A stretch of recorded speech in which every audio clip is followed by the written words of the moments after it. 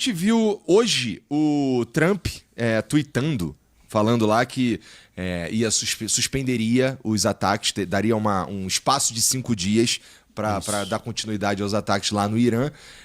Que esses ataques por conta do fechamento do Estreito de Hormuz, né? Que ele disse que ia acabar com as fontes de energia do Irã e tudo mais. Mas no tweet de hoje ele diz que está rolando negociação. É interessante porque estava rolando negociação quando ele atacou também, né? Como é que tu analisa isso que aconteceu hoje? Essa fala do Trump, esse posicionamento? A gente tem uma parte das notícias oficiais que vem do Irã dizendo que o Irã nega que está conversando com os Estados Unidos. Então, de duas uma, ou tem divergência interna no que está acontecendo, ou realmente a negociação não existe. E é uma jogada do Trump para ganhar tempo com o mercado. Porque o Trump ele basicamente tem que administrar os objetivos da guerra com as consequências econômicas do mercado, do fechamento do Estreito de Hormuz, preço do petróleo, gás, até fertilizantes e outras coisas que ninguém está falando muito, mas que tem um impacto imenso com o que está acontecendo ali. Então, ele tem que gerenciar essas duas coisas. E me parece que ele, com as consequências econômicas do mercado, do fechamento do Estreito de Hormuz, preço do petróleo, gás, até fertilizantes e outras coisas que ninguém está falando muito, mas que tem um impacto imenso com o que está acontecendo ali.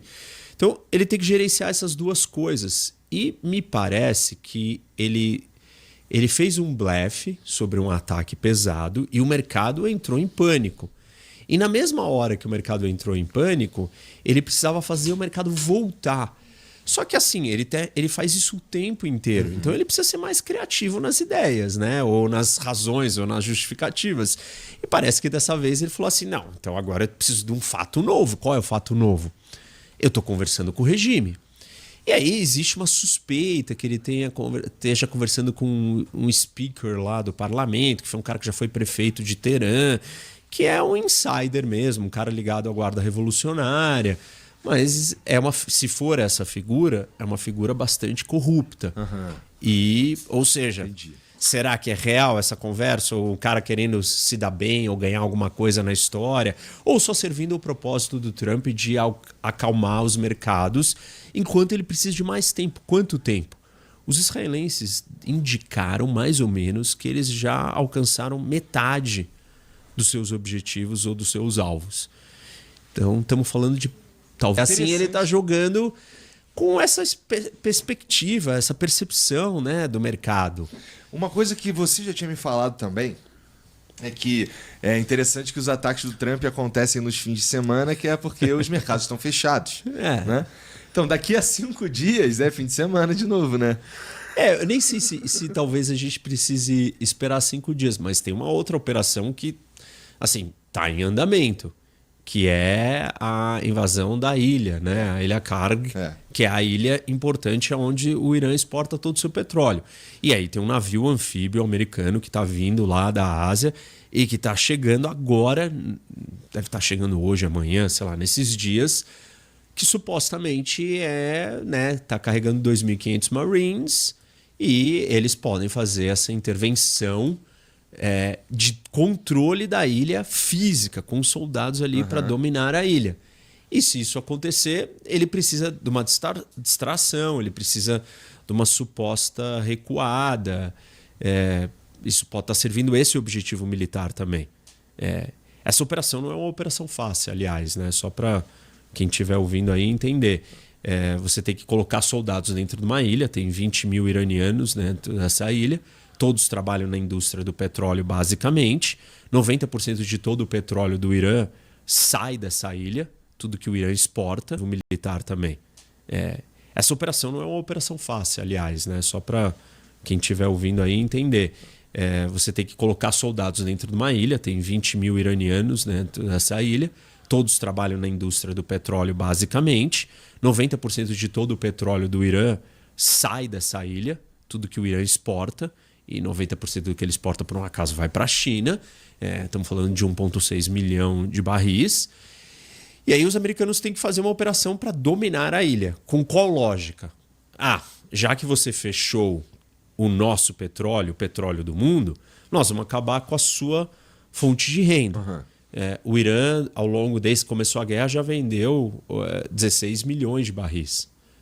Porque os dele estão passando. O petróleo dele está passando. Então, os Estados Unidos estão pensando assim, vou lá e vou controlar o petróleo dele e aí eu vou ter um leverage, né? Uma vantagem, uma possibilidade de botar ele contra a parede. Uhum. É questionável, né? E dá para a gente analisar aqui. O Irã vai ceder a esse tipo de pressão? Se a gente olha para o histórico de quantas sanções já existem contra o regime iraniano, não é mais uma pressão econômica que faz o regime recuar. Ainda mais quando nós estamos falando da sobrevivência do regime. Tá bom, mas os Estados Unidos podem não estar exigindo a queda do regime, ele só está exigindo. Isso certamente não daria certo. Porque isso não faria o regime ficar inutilizado.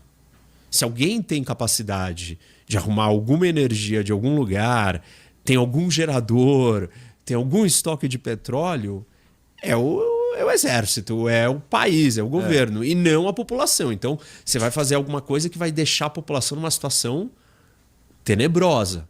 E isso vai, de alguma forma, né, se voltar contra você. Então, eu não acho que isso é possível. Por exemplo, eu não acho que era uma ação, né, que, enfim, fosse produzir algum resultado útil. Tanto que o mercado reagiu. Isso. Porque o mercado reagiu com a seguinte lógica.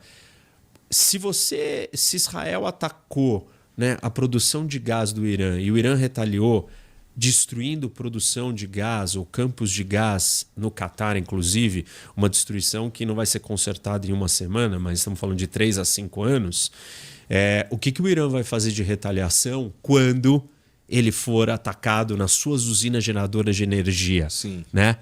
E aí, por isso que o mercado entrou em pânico. Mas, voltando então para a história da ilha, não me parece que essa ameaça seja suficiente para colocar o regime iraniano nas cordas. Quantos marinhos estão indo para essa ilha aí que tu falou? 2.500.